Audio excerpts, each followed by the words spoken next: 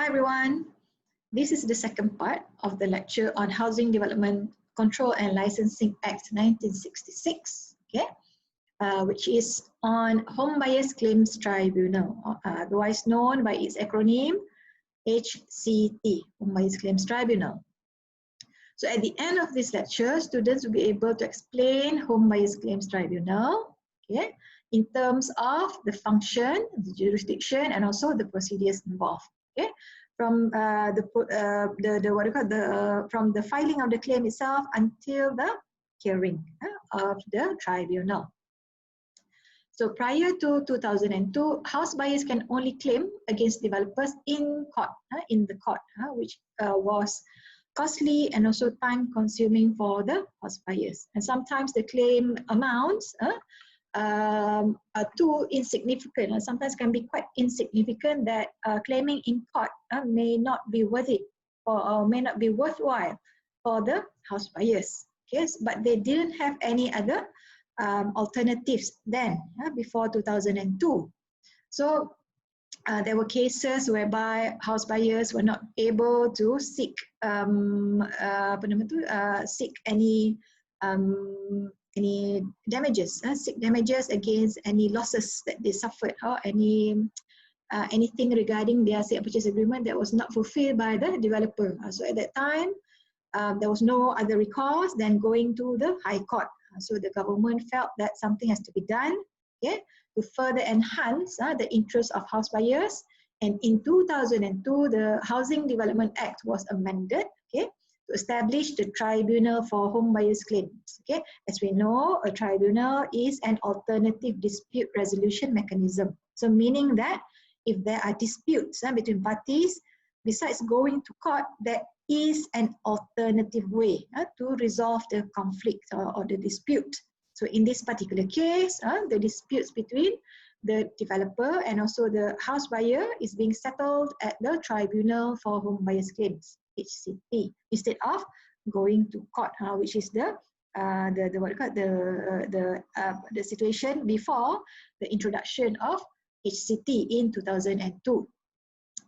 So the Malay translation or the Malay title of the tribunal is Tribunal Tuntutan Pembeli Rumah. So it's not Tribunal Pembeli Rumah, it's a Tribunal of the Tuntutan of the claims. Tribunal Tuntutan Pembeli Rumah or TTPR.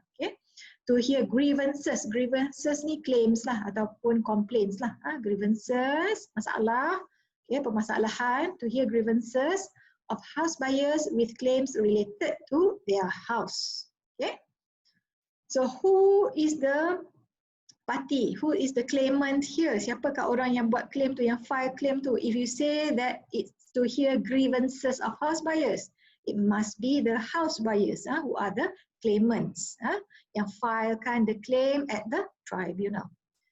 So the amendment was made. Part 6 was added to Housing Development Act, which was which comprised sections 16A to 16AI.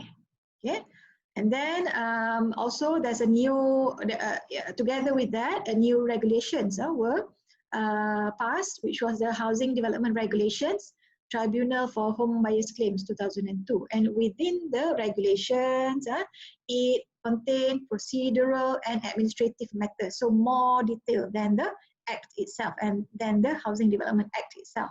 All the details on the procedure, on the administrative matters pertaining to house buyers claims at the tribunal. And as what we have learned before under our strata law, in 2003, the Strata Management Tribunal was established. Since the Tribunal for Home Buyers Claims and Tribunal for Strata Management are under the same ministry, which is the Ministry of Housing and Local Government. What happened was in 2003, with the establishment of the Strata Management Tribunal, the two tribunals are put under the same office for management, for administrative purpose. So the full name or the full title of the Strata of the Housing Tribunal plus the Strata Tribunal is the Housing and Strata Management Tribunal. So that is the name of the office but still, okay, in this lecture, we are just going to discuss the part on the Home Buyers Claims Tribunal saja. So meaning the department, the atas tu, the pengurusan is under the Office of Housing and Strata Management Tribunal, tetapi mahkamahnya, but the tribunal itself is the Home Buyers Claims Tribunal. Hope you understand. Okay, now the rights to go to tribunal is given, okay, besides being spelled out in the Housing Development Act itself, in the sections, also under Schedule G and Schedule H, okay. There are clauses that allows house buyers to file and maintain a claim. Not only file but also maintain, meneruskan lah, filing dan meneruskan satu claim in any tribunal, including Home Buyers Claims Tribunal. So maknanya this is part of the contract between the house buyer and also the developer. So house buyers are allowed under the sale and purchase agreement to file a claim against a developer and also to maintain that claim. Okay, so it says there under clause 7, purchaser's right to initiate and maintain action. The purchaser shall be entitled on his own volition, sendirilah tanpa paksaan, in his own name to initiate, commence, institute and maintain in any court or tribunal an action, suit or proceeding against the vendor or any other person in respect of any matter arising out of this agreement. So inilah yang nak claim tu. Anything, any matter, any issues from any matters that result from the agreement. Sebarang terms yang tidak dipenuhi, for instance, any terms that are broken, any breach of the clauses, okay? Unless a contrary intention is expressed in any agreement, assignment or charge. Sebenarnya diberikan the purchaser is allowed under the sale purchase agreement to file the claim at the Home Buyers Claims Tribunal. Now the jurisdiction. Okay. Now when we are talking about jurisdiction bidang kuasa, okay, we under Home Buyers Claims Tribunal, we can divide the jurisdiction into 3. So the first one is time jurisdiction, the second one is amount jurisdiction, the third one is claim jurisdiction or claim type lah, the type of jurisdiction tu, the claim tu sendiri, jenisnya.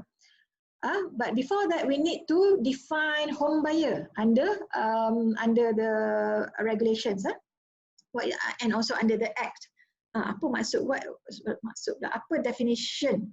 Who are the home buyers that are allowed to file a claim at the tribunal? So here, home buyer is defined as purchaser from developer. So that is what we understand all this while, right? Okay, what has been understood by us. When you purchase from a developer, you are a home buyer. But also look at the second part of the definition, or subsequent purchaser.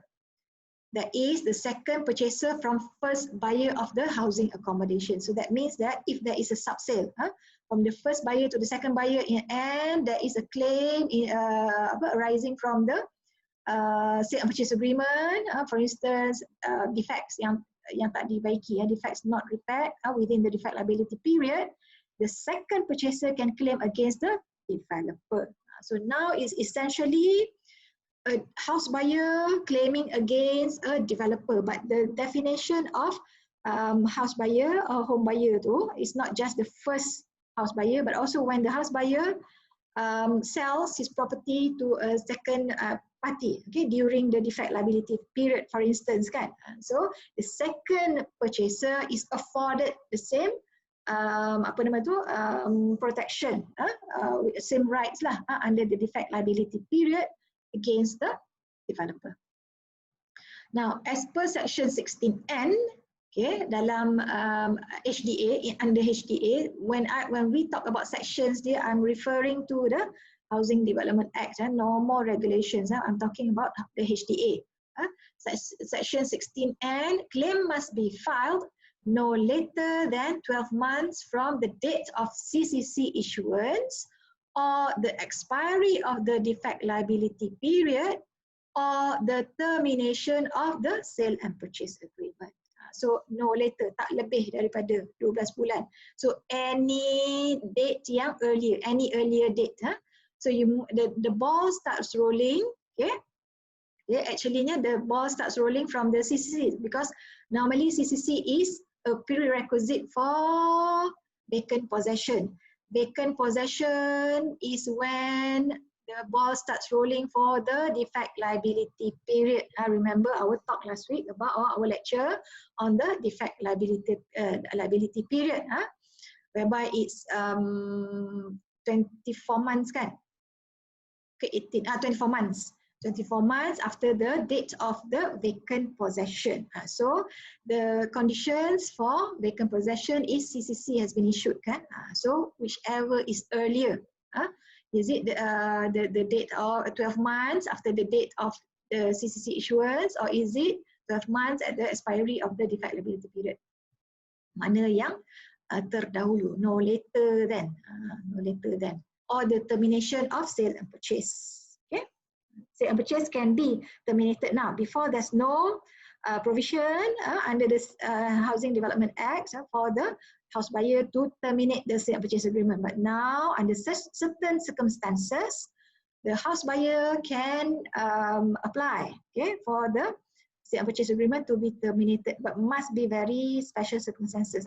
This clause of termination cannot be done lightly. Tak boleh sesuka hati. Contohnya bank loan tak dapat nak buat loan, ataupun you don't feel that you want to proceed the loan with bank A, you want to go to bank B, that's why you want to cancel your sale and purchase agreement. No, must be very valid reasons that you can terminate your sale and purchase agreement.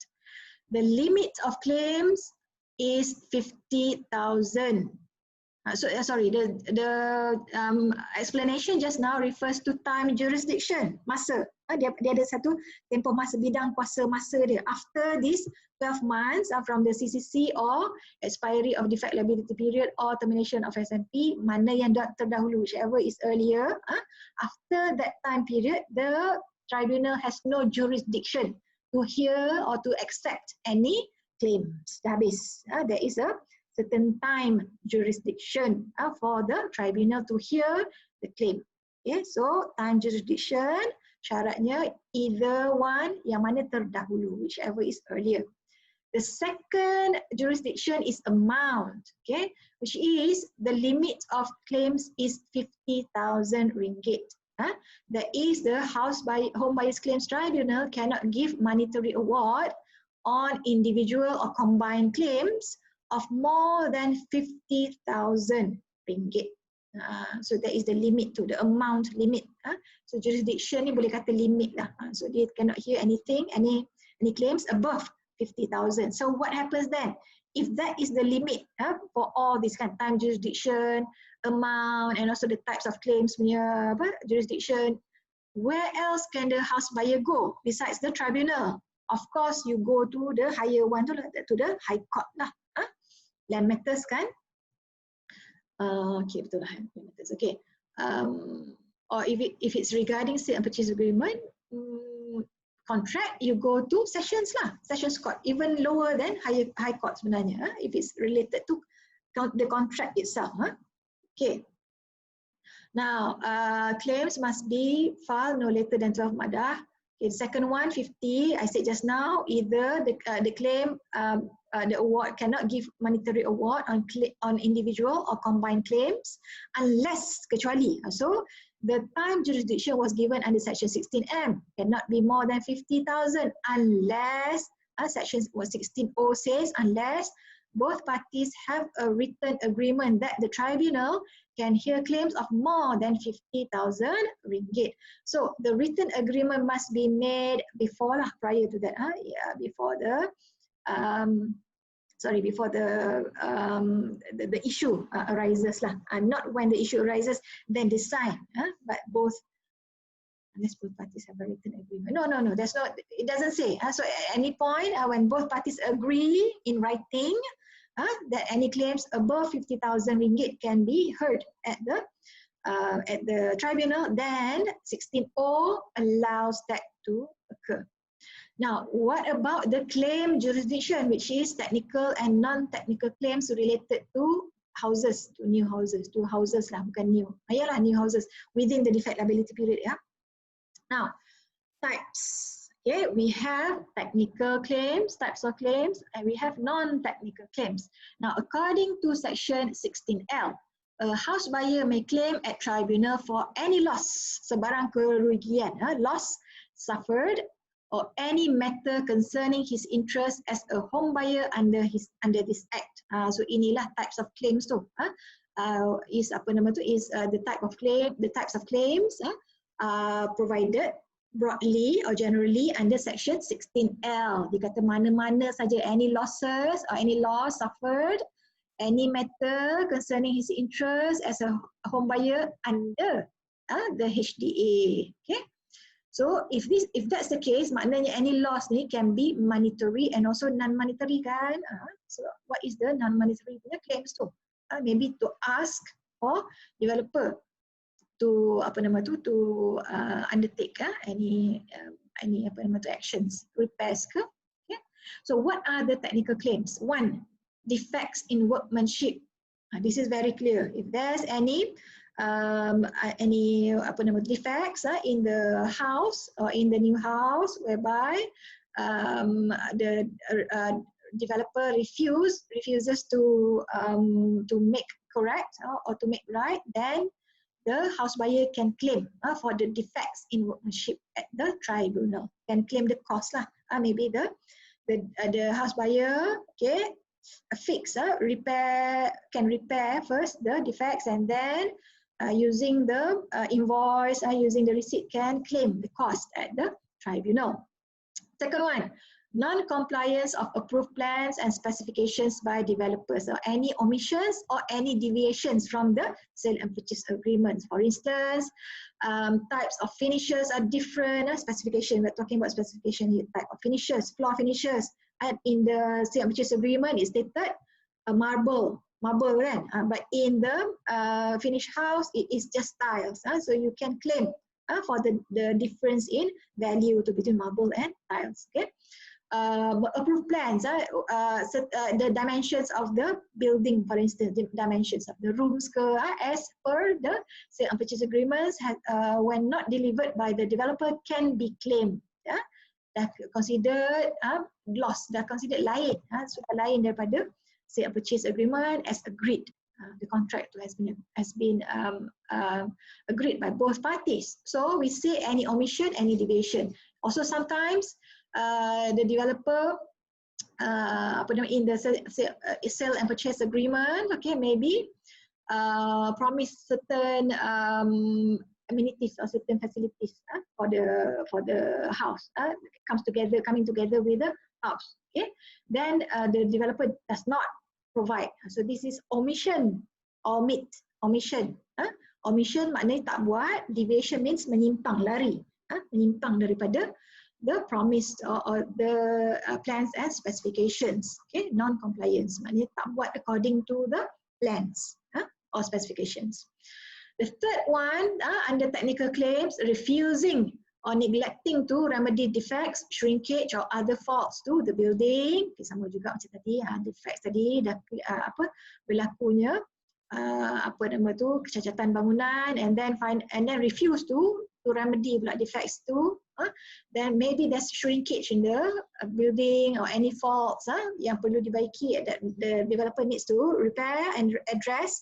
He doesn't do, then maybe claim. Incomplete or non-availability of common facilities. This one, maybe the developer in the sale purchase agreement stated that this particular unit, strata normally comes together with, for instance, common facilities with what example? Common area.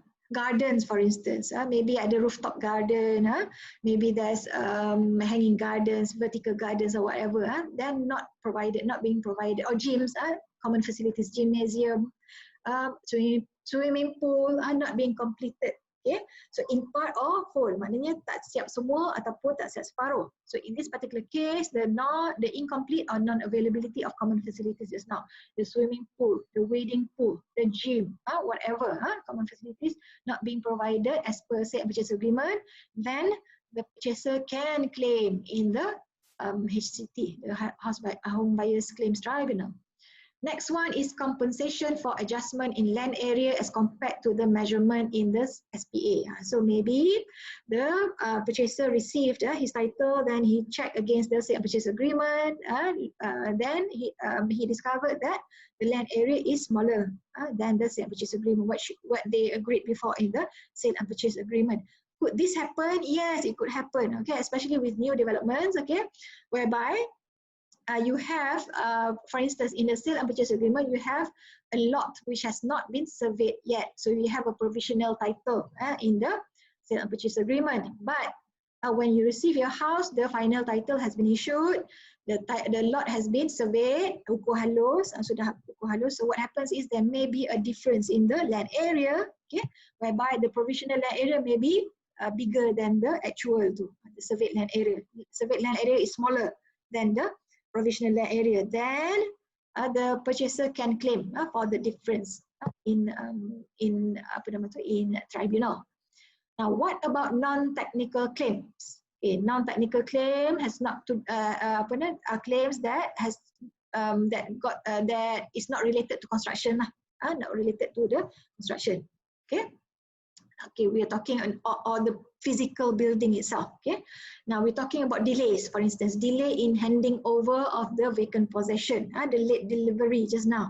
If there's late delivery, then what did we learn before? The house buyer is eligible to claim for LAD, kan?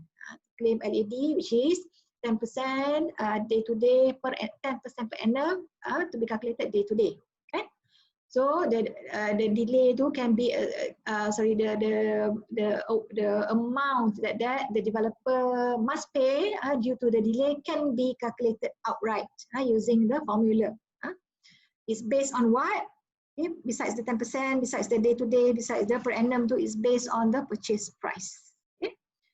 Then claim for refund or deposit. Say there's a termination of sale and purchase agreement and the developer refuses to refund the deposit, then the house buyer can claim in the tribunal. Now, this is the procedure. Now, if you look at this procedure, it looks like a simple flow chart, right? A simple chart from Form 1, Form 2 until the tribunal award. Actually, if you refer back to your strata management tribunal, the more complicated one that shows the different processes, if there's negotiation, if there's a successful negotiation, unsuccessful negotiation, it's the same actually. But this has been simplified into the claim, the counterclaim, the hearing, and also the award. Same thing. Actually, the negotiation occurs here. If there's a there's grounds for negotiation. The secretariat feels that they can they can push for negotiation is here before the hearing itself. Before hearing, okay, the secretariat may call the two parties together to negotiate before going to the hearing itself. Okay, now going back to our Home Buyers Claims Tribunal, it begins with filing a claim in Form 1, Borang 1, this one on the right, Borang 1, okay. So it says here, penyataan tuntutan, claim statement. Claim statement in the tribunal, in the Home Buyers Claims Tribunal, where? Di mana, di negeri mana. So if you go to the website, the KPKT website, the Ministry of Housing and Local Government, you will discover that there is, the tribunals are located in Putrajaya, Zone Utara, the North, the South, and the East. I'm not talking East Malaysia, bukan Sabah Sarawak. I'm talking about East to Pantai Timur, Malaysia, Kelantan, Terengganu tu. So you have 1, 2, 3, 4 zones. Okay, 4 zones, and the 4 zones you have 10 mahkamah, 10 tribunals lah yang bersidang lah. Because in KL, okay, they provided extra extra court rooms, boleh tak cakap macam tu, extra rooms, extra tribunal rooms, because there are more cases in the central region tu, in the KL area, in Putrajaya. Okay, so you have utara, north, south, timur, east, and then you have more in the central region. So 6, 7, 8, 9, 10. Okay, 10 lah, 10, 10. Now, tribunal where, negeri mana, tuntutan number. Okay, so di kat sini dia akan diisi will be completed by the officer at the tribunal during the registration. So don't worry about this. You just have to put in your name and also the developer's address and name as well. Okay. Now, so after you have filed in 4 copies, 10 ringgit, I think, the fee that you have to pay, so cheap, 10 ringgit. Then the respondent, if they have any counterclaims or they have any defense, they will file, okay, Form 2, borang 2, same. This is the same as the Strata Management Tribunal. You go back, you see a more detailed punya diagram that can be copied for the Home Buyers Claims Tribunal. Sama, it's just the apa nama tu, the form punya tajuk saja lain, the title. So here it says in Tribunal Tuntutan Pembeli Rumah, but that one is Tribunal Pengurusan Strata. Okay, so all the forms are in Malay. If you go to buat tuntutan later on, if you buy a house and then you have claims against a developer, you can do yourself. Okay, the forms can be a form 1 lah di sini, borang 1, the form 1 can be downloaded from this website. Okay, website. Okay, so if there's any defense or counterclaim from the developer will file Form 2, borang 2. Then after that, through Form 4, when the secretariat feels that it should go to hearing, negotiation before this kan. So in the case of there's no room for negotiation, okay, they will go to the tribunal hearing itself. Okay, the tribunal hearing, for the tribunal hearing, both claimants and respondents will be notified through Form 4, borang 4, at least 14 days sebelum the hearing date. Okay, tribunal mesti dihantar melalui registered letter lah, to make sure that the notice for the hearing reaches both parties, the claimants and respondents. What if the respondents do not appear on the day of hearing? That is interesting. Now, there's a provision, okay, under Housing Development Act, one of the 16s lah, dalam 16 tu yang mengatakan that states that the tribunal may give out a decision, maknanya tanpa kehadiran ex parte, tanpa kehadiran, without the presence of the claimants and also the respondents on the date of hearing. Okay, may, boleh, bukan mesti, boleh mengeluarkan satu keputusan. Okay, then keputusan, then the notice to the award, the official award, okay, will be issued within 60 days. Mesti dikeluarkan 60 days of hearing. Okay, but according to the Ministry of Housing Local Government website, okay, dipanggil apa tu, apa dipanggil, bukan plagiat. Allahu Akbar. What they promised their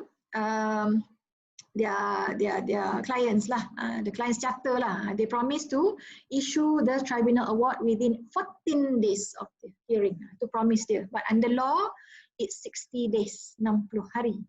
Now, awards. What about the awards? Okay, what is it actually that we said just now? The award kan, tribunal award. What is this? What kind of decisions can be made? What kind of things that can be given? Things like apa benda yang boleh diberikan. 1, that a party to the proceedings pay money to any other party, like monetary, dibayar, monetary, pay money to any other party. The second one, that the price or other consideration paid by the home buyer or any other person to be refunded to the home buyer or that person. So ini the second one is refund. Okay, the first one is pay money, dari segi damages lah, dari segi ganti rugi just now, dari segi claims just now, tuntutan just now. Bukan damage award different, lain. Damage when you go to court. Okay, award ni satu award lah, yang diberikan dalam tribunal. Then The second one, like I said just now, refund of the price or other consideration means the deposit lah, could be price or deposit must be refunded. Kedua is refund. The third one is interest. Okay, interest, the kadar faedah, interest to be paid on any sum or monetary award at a rate not exceeding 8% per annum. So the tribunal's award just now, the money can be plus interest, which is not exceeding 8% per annum. Okay, unless it has been otherwise agreed between the parties. They said, okay, if to punish the other party, both parties have agreed from the onset, they want to give more the interest as a punitive measure, 10%. Then since both parties have agreed, then the tribunal may enforce or may impose a higher interest on the party yang kena bayar tu. Now, tribunal hearing. What about the hearing itself? Just now the claims kan? The filing of the claims, the award. What about the hearing?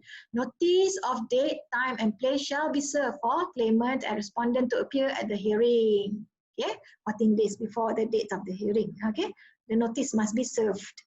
In the notice itself, there must be the date, the time, the place. That's the use of the notice tu, memberitahu what's the purpose of this notice. There must be the time, the date, the venue. Okay, for both parties to be able to be present on that day. So the notice is provided, and the notice requirement is as per section 16S.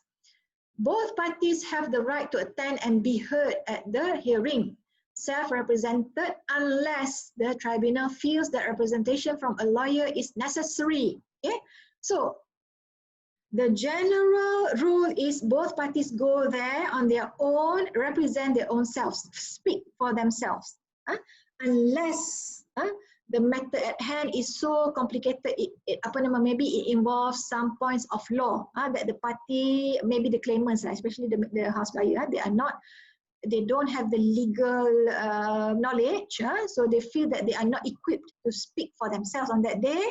They may get a lawyer friend ke, ataupun they may employ a lawyer ke to speak on their behalf, but before that they must get a leave. They must dapat permission from the tribunal. And then if the tribunal feels that representation from lawyer is necessary, they may allow for the party, any party, to be represented by a lawyer. But normally, tribunal is a less formal setting, a less adversarial. Dia bukan melawan, dia macam nak jadi orang tengah, mediation. It's mediating punya forum, bukan melawan, bukan nak argue sangat, bukan nak argue, nak dengar saja kan, just to hear, not to argue. So that's why the tribunal doesn't encourage legal representation. Tak perlulah ada lawyer. You yourself speak for yourself. Tell us your claim, tell us the details, the other party tell us your counterclaim, tell us your defense, and then they will decide later on. Within the 60 days, they will issue their award. Okay, this is under section 16U that stated that self-representation unless the tribunal allows. Tribunal will make an award within 60 days of the hearing date in the form of money payment and return and the observation or set aside any of the sale and purchase term. So in the form of money, duit, in the form of return of refund of deposit, and also pematuhan, observation or setting aside ataupun diketepikan any of the sale and purchase terms, any claims by the house buyer just now. That's under section 16U. Now the last one. The tribunal's award is final and the failure to comply can incur a fine of not less than 5,000 ringgit, but not more than 10,000 ringgit, or a jail sentence of not more than 2 years or both. Why is this provision added? Or why do we have this provision? This is to give teeth to the tribunal's power. If the tribunal has the power to just award without enforcing the award, then the developer will not be scared to go against the award of tribunal. So that's why there is an enforcement punya clause whereby if there's any breach or non-compliance of the tribunal's award. Okay, it may lead to a fine and also a fine, okay, a jail sentence, or both, kedua-duanya. Nak bagi teeth, want to give extra power to the award of the tribunal. So this is also another a practical step taken by the tribunal to enforce, to give effect to its award, to make sure that the party that has to pay. If they have to pay, they pay. If they have to do something, they do that. Whatever is required by the tribunal. Now, any complaints of non-compliance of tribunal's award are to be made by the purchasers, the claimants just now, to the enforcement division of the Ministry of Housing and Local Government. So this is outside the tribunal. This is not the power of the tribunal itself.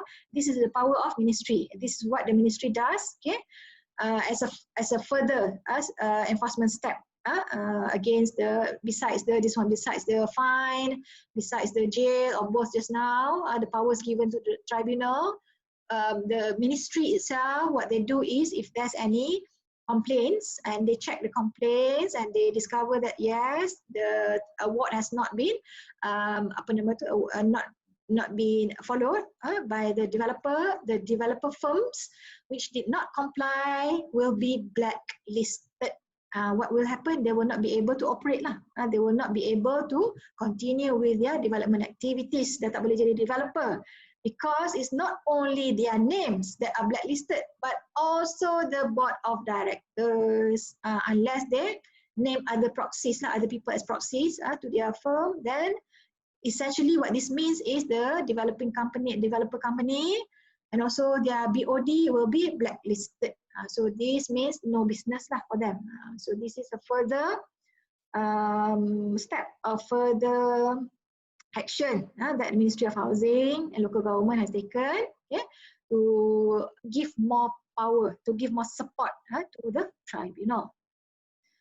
Now, reference to court, the tribunal here, it says under section 16Z, tribunal can refer to High Court a question of law before making its award. Sebelum buat award, sebelum keluarkan award tadi, the tribunal can refer, bolehlah bertanya, bolehlah make a reference, boleh pergi ke High Court dan bertanya mengenai any question of law that arose during the proceeding. Tiba-tiba ada satu fakta yang berkaitan dengan undang-undang that the tribunal has feel that they do not have the capacity to putuskan, to decide or to act upon. Sebab dia takut, bukan takutlah, sebab dia khawatir.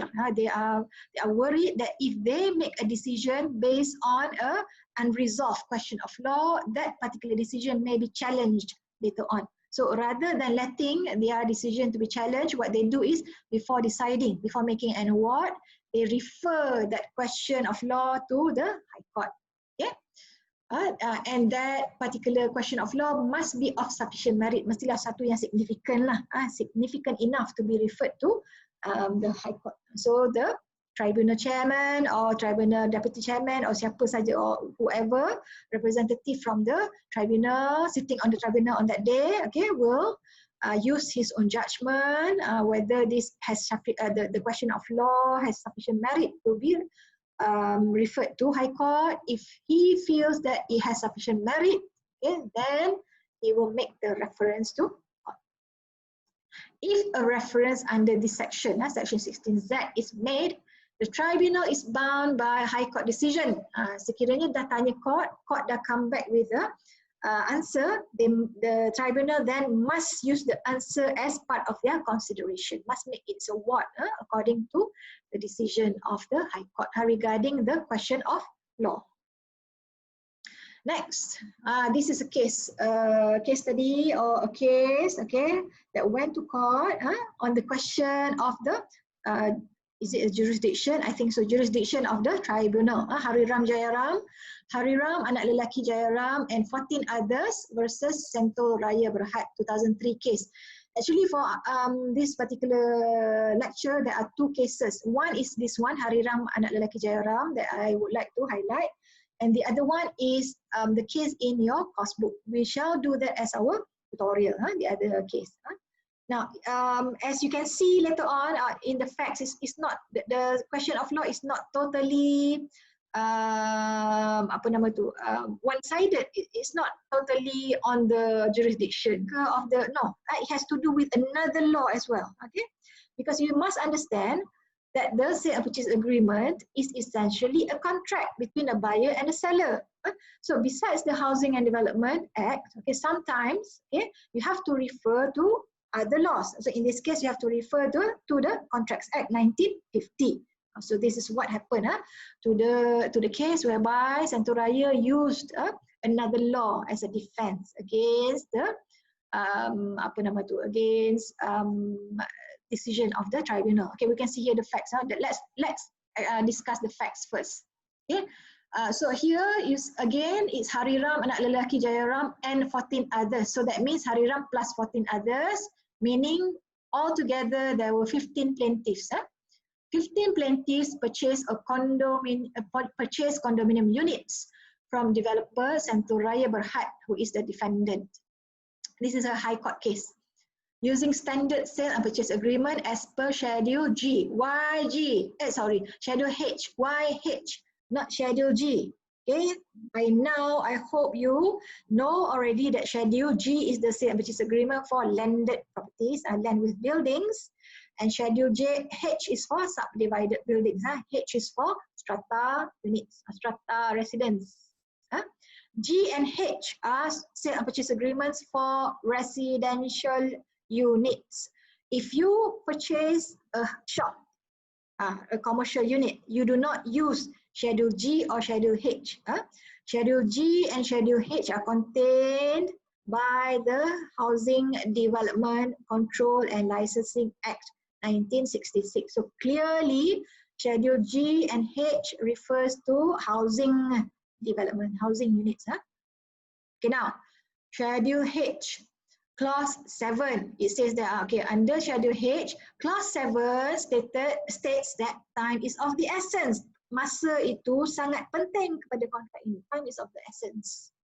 Clause 26 sub 2 states that units must be completed within 36 months time, or the developer shall pay compensation to purchasers. Very clearly is stated. Clause 27 states that vacant possession is when CCC is issued and water and electricity supply is ready for connection to the unit. Okay, so these are among the clauses in the Schedule H. And what happened was the defendant failed to deliver vacant possession and common property by the deadline. Okay, so fail to deliver. What is there now? What's that? What can the purchasers do? Sue for LAD lah, for late delivery kan? Late delivery of the units. Suit for damages. Now, the defense by the developer, what year was it? 2003. 2003, 1 year after the tribunal. They didn't go to the tribunal. They didn't go to the tribunal. Okay. Now, the defense under Section 56 sub 3 of the Contracts Act. Okay, now actually I've just realized that this case is for the Housing Development Act in general, not for the tribunal. Okay, not for the tribunal.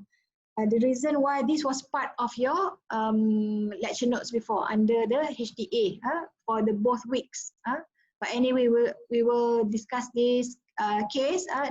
Doesn't matter. Still under HDA.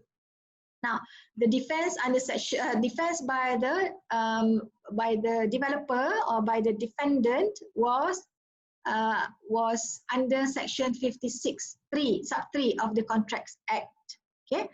The defendant tried to use the Contracts Act as a defense, okay, whereby, okay, they argued that one, the plaintiffs should give notice of intention to claim for the damages just now.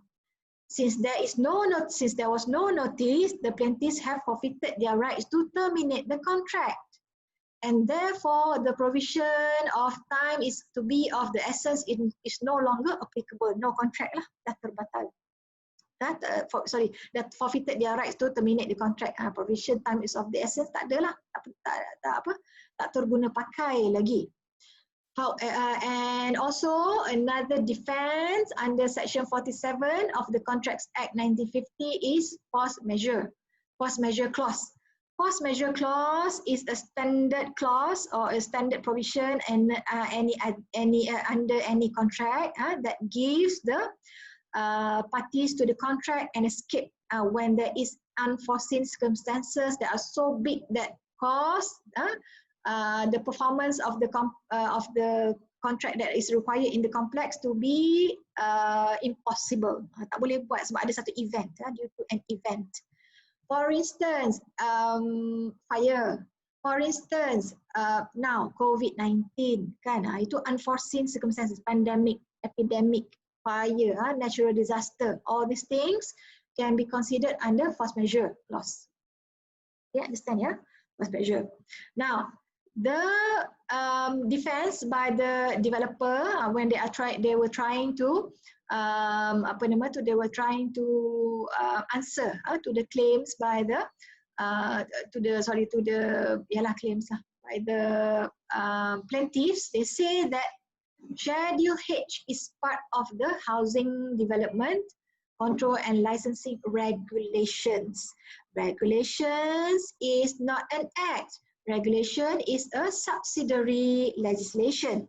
Subsidiary legislations are weaker than the Contracts Act because Contracts Act is a full act, is a primary legislation. In any case, the primary legislation, they argued, is always more substantial, more stronger than a subsidiary legislation. Okay, what did the court say? The judgment. Okay, the judgment in that case was Housing Development Act 1966 is a specific piece of social legislation to protect house buyers or purchasers from unscrupulous developers. Specific legislation, specific. Contracts Act is a general legislation. Okay, when specific is put against general legislation, okay. Versus ni, so therefore this case can be summarized as specific legislation versus general legislation. The specific legislation will overrule the general legislation. Specific to menang against the general legislation. Doesn't matter that it's the Schedule G and Schedule H is under the regulations because Schedule G, the mention about the regulations are also contained inside the Housing Development Act. So it's part of the HDA itself. So actually the defense that the case was Housing Development Regulations against Contracts Act was wrong. Judge kata bukan. It's not the case of the Housing Development Regulations against the Contracts Act. It's actually the Housing Development Act against the Contracts Act. And in this particular case, the specific legislation will overrule, will always win against the general legislation. Sebab Contracts Act tu is more general in nature. Okay. Now, the sale and purchase agreement signed by the plaintiffs must be honored, mestilah diikuti, termasuk including the LAD just now, the clauses tu must be paid lah. Because because they have overrun the period of 36 months as required under the Schedule H in that particular case. Now, some notes on liquidated and ascertained damages claims on the LAD in reality lah. Actually, this particular case I should have put last week punya lecture lah, but doesn't matter. Doesn't matter. Boleh have extra knowledge. Now, the total claims for LAD, late delivery in this particular case is 1.5 million for the 15 purchases. So it's about 150,000 kan? Betul tak? Yeah, 150,000 per purchaser. That could be quite substantial. So, very substantial. So it's normal for developers to adopt a delay tactic. Ini dalam one of the comments on the case of Jayaram tu, Hariram Jayaram. This is not my own observation, bukan. Ini dah dilaporkan. So a delay tactic with the hope that purchasers will agree with out-of-court settlements. Normally, kalau dia delay, okay, the payment of LAD tu tak bayar, they don't pay on the spot. They delay. What happens is later on, the the purchasers may agree to may agree with out of court settlement. Normally 60 to 70% from total claims, because court cases take a long time. Most purchasers are not willing to wait that long. Daripada tunggu apa, the final payment or the court outcome, the decision. They say it's okay, we want the cash now rather than wait. So that's all for this week. Okay. Thank you for your time. And as I said, there's another case that is in your course book. That particular case I will upload on Spectrum, and we shall discuss that particular case, as part of our lecture on HDA. Thank you and happy studying. Bye-bye.